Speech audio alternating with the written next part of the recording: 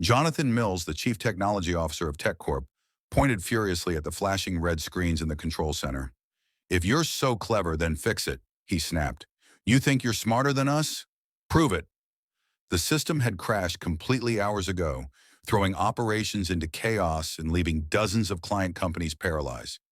Elena Carter, just 24, and only there to drop off Jonathan's lunch, couldn't help but notice the error code on the main screen. With her thermal backpack still hanging from her shoulder, she spoke up, offering a simple yet audacious insight, a comment that made all the engineers stop working and look at her as if she had spoken in an alien language.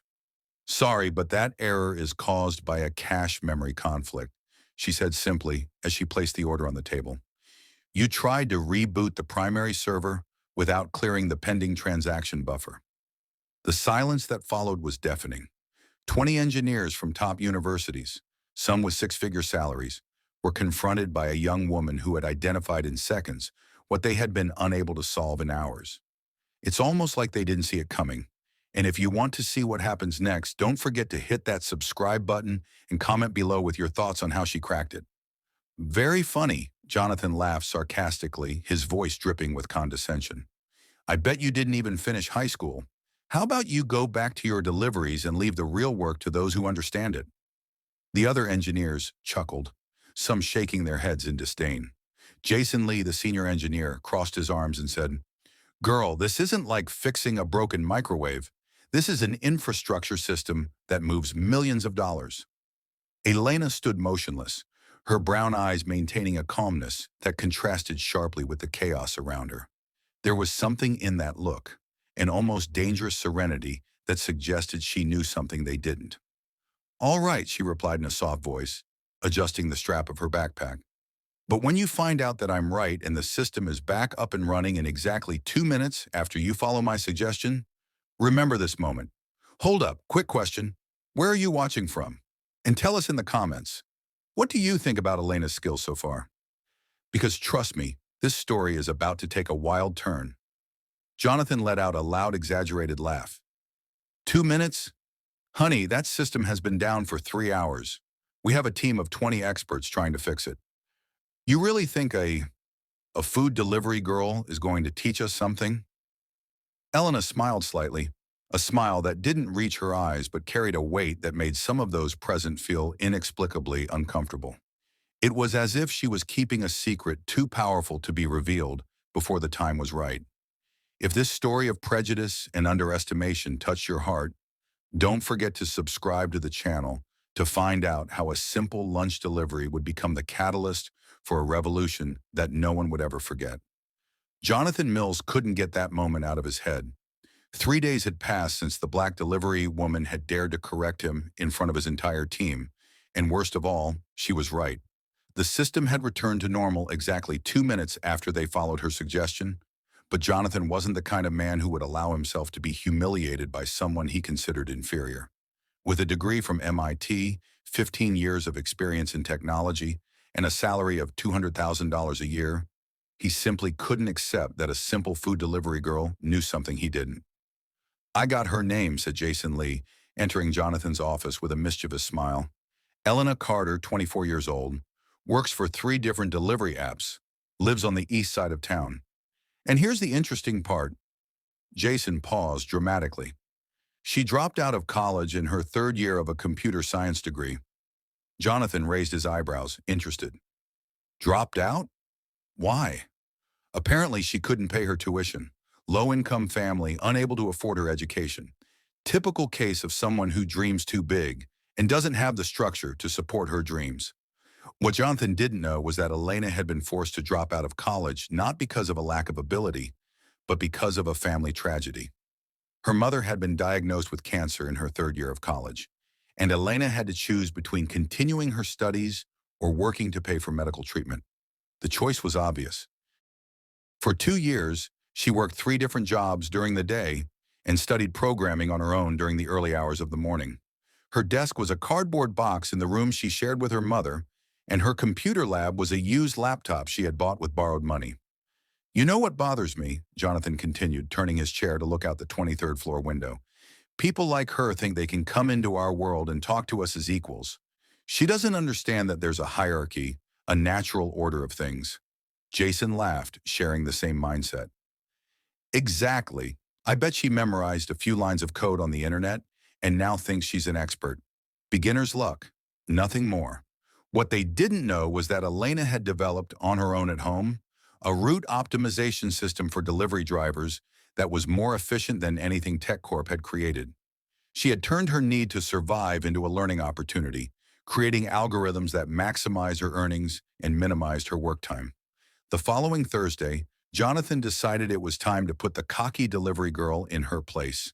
He called every delivery app in the city and used his influence as a corporate customer to make a special request. He wanted Elena Carter banned from making deliveries to TechCorp. Allegations of inappropriate behavior and disrespect toward customers, he lied to the supervisors. As the chief technology officer of one of the largest companies in the city, I cannot allow disrespectful employees to continue providing services here.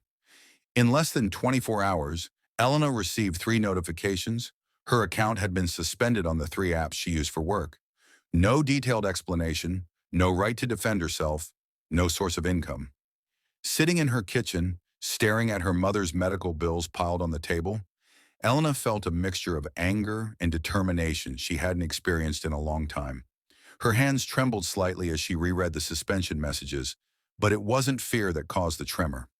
"Honey, what's wrong?" asked her mother, Margaret, entering the kitchen with difficulty, still recovering from her latest chemotherapy session. "Nothing, Mom. Just a problem at work. I'll take care of it."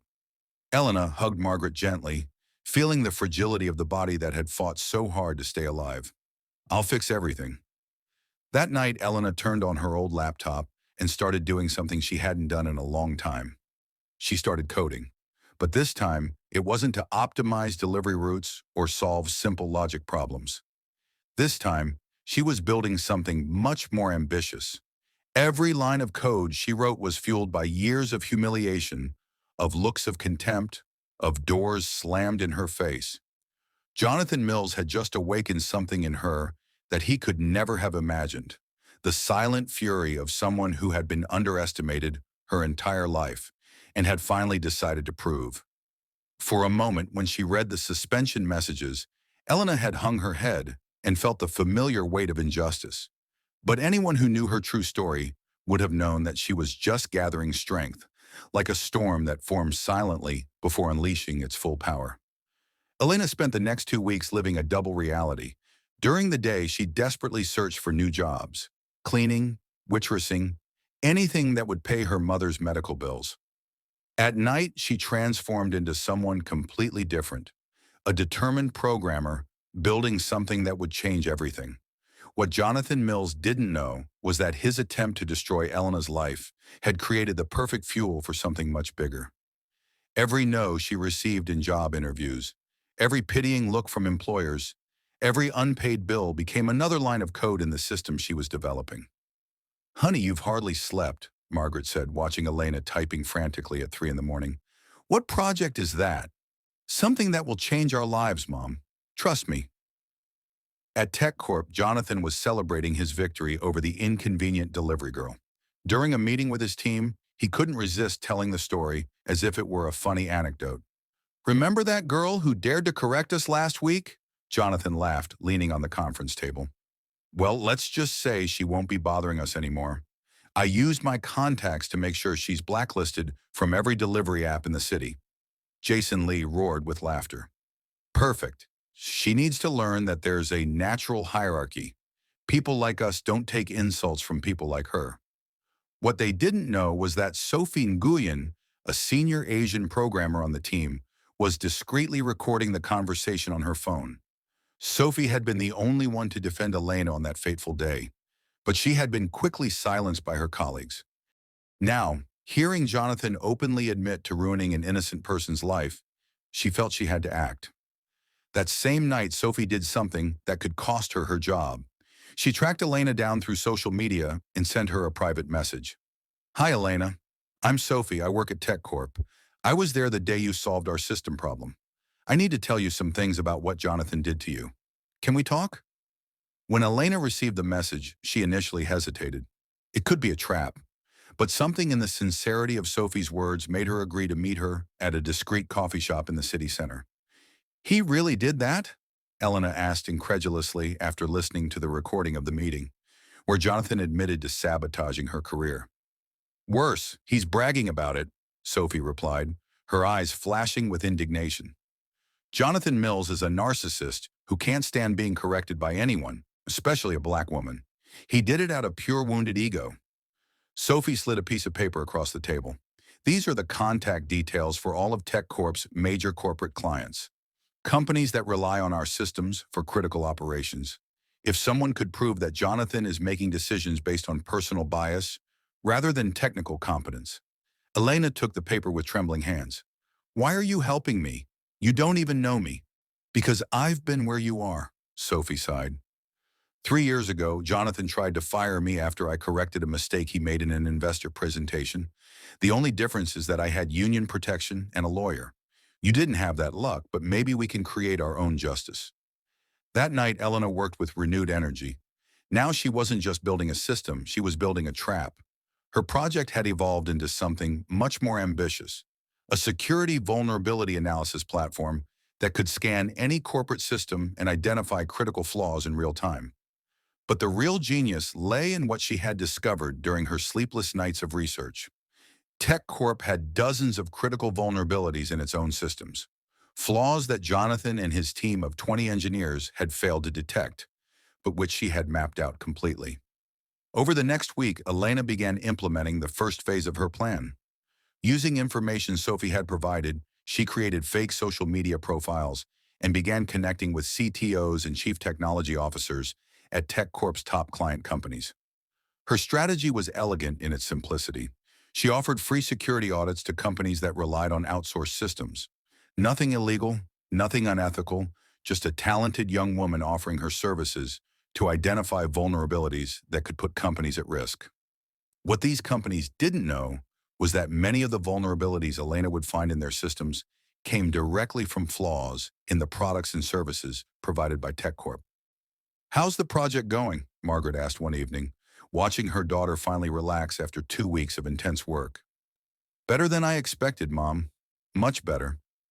Elena smiled, but there was something different about that smile. It was no longer the expression of a desperate young woman trying to survive. It was the smile of someone who had found her true strength. At that same moment, across town, Jonathan Mills received the first of many phone calls that would change his life forever. The CTO of Megacorp, one of TechCorp's largest clients, was on the line. "Jonathan, we need to talk urgently. We've received an independent security report that shows critical flaws in all the systems you implemented for us. Flaws that you assured us didn't exist." Jonathan felt a chill run down his spine. "There must be some mistake, Mr. Rodriguez. Our systems have passed every check. The report is from a security expert named E. Carter. Do you know her?"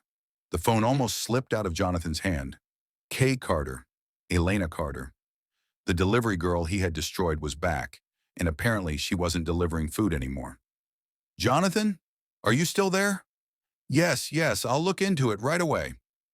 When Jonathan hung up the phone, his hands were shaking slightly. It wasn't fear that caused the tremor. Not yet. It was the growing realization that maybe, just maybe, he had seriously underestimated someone he should have left alone. But what Jonathan didn't know yet was that this phone call was only the first in a carefully orchestrated series. Elena wasn't just attacking a TechCorp client. She was preparing a systematic expose that would reveal years of technical negligence, decisions based on prejudice, and incompetence masquerading as authority. While Jonathan struggled to understand how a simple delivery girl had gained access to such detailed information about vulnerabilities that his own team hadn't detected, Elena was 3 steps ahead, implementing the second phase of a plan that would turn his public humiliation into a lesson Jonathan Mills would never forget. For a moment, when he saw the name E. Carter on his computer screen, Jonathan felt a twinge of something that could have been recognition, or perhaps even regret. But anyone who knew the true nature of justice knew that some mistakes are too big to be corrected with simple apologies, and that sometimes the only language people like Jonathan understand is one spoken through consequences impossible to ignore. The following Monday, Jonathan Mills arrived at the office to find his secretary pale-faced and with a stack of urgent messages on her desk. "Mr. Mills, we need to talk," she said nervously. "We've had 12 contract cancellations in the last 24 hours, all citing the same reason: critical security flaws identified by an independent audit." Jonathan felt the floor drop out from under him. 12 contracts represented nearly 60% of TechCorp's annual revenue. What audit? Who authorized this? "No one authorized it, sir. A consultant offered free reviews to our customers and, well, they took him up on it." The phone rang. It was Thomas Grant, CEO of Dataflow Industries, one of the company's largest customers. "Jonathan, I'm canceling our contract immediately. This Carter found vulnerabilities that you assured us didn't exist. Even worse, I've discovered that you've known about these flaws for months and didn't tell us." "Thomas, there must be a misunderstanding. The misunderstanding was trusting you. This consultant showed us system logs dating back 6 months. You have exposed us to catastrophic risks and lied about it." Jonathan hung up, his hands shaking. Carter had access to TechCorp's internal logs. How was that possible? The answer came in the form of an email. Sophie Nguyen had sent a message to the entire company with a subject line: "Transparency and integrity, a necessary conversation." "Dear colleagues, as an employee of this company for 5 years, I feel compelled to share some information that affects our professional integrity." The email went on to detail how Jonathan had used his position to sabotage Elena's career out of pure prejudice, including recording the meeting where he bragged about destroying her life. "Elena Carter identified a critical problem in our systems in seconds. Our response was to humiliate her and then ruin her livelihood. Meanwhile, the same vulnerabilities she pointed out have cost us millions in security breaches over the past few months." Within 15 minutes, the email had spread throughout the company. Within 30 minutes, it was on social media. Within an hour, every tech website in the city was covering the story. Jonathan burst into Sophie's office. "You're fired. How dare you defame me like that?" "Actually," said a calm voice from the doorway, "she's protected by employment laws against discrimination, and you're in serious trouble." It was Elena, accompanied by a lawyer and 2 journalists. She was carrying a laptop and a folder full of documents. "Surprise," she said with a serene smile. "I'm here to do that security audit you insisted I wasn't capable of doing." Jonathan choked. You can't be here." "Security. Call security." "I didn't break in," Elena replied calmly. "I was officially hired by TechCorp's board of directors to conduct a full audit following revelations of systematic negligence. Apparently, when 12 major clients cancel contracts on the same day, shareholders start asking uncomfortable questions." The journalists turned on their cameras. One of them asked, "Mr. Mills, is it true that you used your corporate influence to sabotage the career of a qualified Black employee just because she corrected you publicly?" Jonathan looked around desperately. Sophie was smiling discreetly. Jason Lee had hidden in his office, and other employees were watching through the glass partitions. That's a misunderstanding," Jonathan stammered. Elena opened her laptop. "I can show you exactly what I found on TechCorp's systems. 23 critical vulnerabilities that should have been fixed months ago. Flaws that cost the company's customers at least $4 million in losses." The screen showed detailed reports, error codes, system logs, irrefutable evidence of technical negligence. "The interesting part," Elena continued, "is that these flaws were easily identifiable. Any competent programmer would have spotted them during a basic routine review." Jonathan felt the blood drain from his face. "Our systems passed all the checks." "Your checks were superficial and incompetent," Elena said, her voice remaining perfectly calm. "You prioritized speed of implementation over actual security. Exactly the kind of decision someone would make if they were more concerned with protecting their ego than doing their job properly." Elena's lawyer spoke up. "Mr. Mills, my client is considering lawsuits for defamation, intentional interference with contractual relations, and racial discrimination. The evidence is substantial. And the customers affected by the technical negligence," added the second journalist, "are organizing a class action lawsuit against TechCorp. Estimated losses already exceed $8 million. Jonathan slumped in his chair. In less than a week, He had lost most of his clients, the trust of his team, and now faced lawsuits that could destroy not only his career, but also his financial stability. Why? He asked, looking at Elena with a mixture of despair and something that could have been belated recognition. You could have just moved on. Elena closed her laptop and looked him straight in the eye. Because someone needed to show that competence has no color, social class, or origin. And because people like you only learn when the consequences are impossible to ignore. As she left the room, followed by the journalist and Sophie, who had just resigned to join the consulting firm Elena was founding, Jonathan remained alone in his office, finally understanding that he had underestimated much more than a simple delivery girl. He had underestimated the strength of someone who turned every act of discrimination into fuel for a revenge as elegant as it was devastating. 6 months later, Elena Carter sat in her own office on the 21st floor of a corporate building, watching the city through panoramic windows. Her company, Secure Code Solutions, had grown from an idea born out of injustice to one of the most respected cybersecurity consulting firms in the country. We have 17 new contracts this month, said Sophie Nguyen, now the company's director of operations, entering the room with a stack of proposals. 3 of them are former TechCore clients who came to us specifically after seeing our work. Elena smiled, but it wasn't a smile of satisfaction at revenge. It was the smile of someone who had turned his pain into purpose, his humiliation into motivation to build something bigger than anyone could have imagined. And how's our beloved former company doing? Elena asked, even though she already knew the answer. Jonathan was fired last week. TechCorp has lost 80% of its corporate clients in the last 6 months. They're considering bankruptcy. Sophie paused. He's suing former clients for breach of contract, but no one is taking him seriously. I hear he's working as a freelance consultant, but no one trusts him, Elena finished. Interesting how reputation works, isn't it? It takes years to build and seconds to destroy. In fact, Jonathan Mills had discovered the hard way that competence was not a matter of a degree or skin color. And after being fired from TechCorp, he had desperately tried to rebuild his career. But Sophie's recording of him admitting to sabotaging Elena out of prejudice had gone viral in the tech community. Companies that had once fought over his services now avoided any association with his name. His former colleagues, who had once laughed at his prejudice jokes, now pretended not to know him at professional events. Jason Lee had even sent a public message distancing himself from Jonathan's discriminatory attitudes.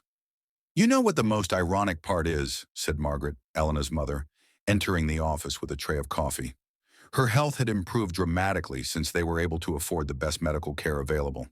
That man tried to destroy you because he thought you weren't worthy of being on his level. Now you're 3 levels above him. Elena hugged her mother affectionately. It wasn't about levels, Mom. It was about proving that talent has no color, social class, or origin, and that sometimes when the system fails to protect us, we have to build our own justice. The phone rang. It was an invitation to speak at the National Technology Conference, the same event where Jonathan had been one of the keynote speakers for 5 years in a row. This time, he wasn't even on the guest list. I'm going to accept, Elena told Sophie. I want to talk about how real diversity in technology isn't just a matter of social inclusion, but of technical excellence. How many problems could be solved more quickly if companies stopped underestimating people based on appearances? Meanwhile, across town, Jonathan opened yet another rejection letter for a job opening. His bank account was nearly empty, his luxury apartment had been sold to pay off legal debts, and he now lived in a small studio in the suburbs. For the first time in his life, Jonathan Mills was experiencing what it meant to be judged not by his talent, but by his actions. And the consequences were far more devastating than anything he had done to Elena. You turned an attempt at humiliation into a show of strength, said Sophie, watching Elena review new client contracts. That wasn't just revenge, it was justice. The best revenge, Elena replied, is not destroying those who hurt you. It's building something so extraordinary that they realize exactly how small they were when they tried to diminish you. A year after that fateful day at TechCorp, Elena had proven Jonathan right about one thing. There really was a natural hierarchy. But it wasn't based on skin color, social background, or where someone went to school. It was based on competence, integrity, and the courage to fight for justice when the world tries to silence you. Secure Code Solutions now employed 45 people, including many talented professionals who had been underestimated by traditional companies. Elena had created not just a business, but a movement that proved that diversity and technical excellence went hand in hand. Jonathan Mills tried to destroy a food delivery company because he couldn't accept that she was smarter than him. He ended up losing everything and unwittingly creating one of the most innovative technology companies in the country. Elena learned that true victory isn't about making your enemies suffer. It's about achieving such extraordinary success that they realize they were always too small to understand your greatness. If this story of overcoming adversity and justice has inspired you, don't forget to subscribe to the channel for more stories that prove that competence has no color and that sometimes the universe uses our greatest challenges to lead us to our greatest destiny.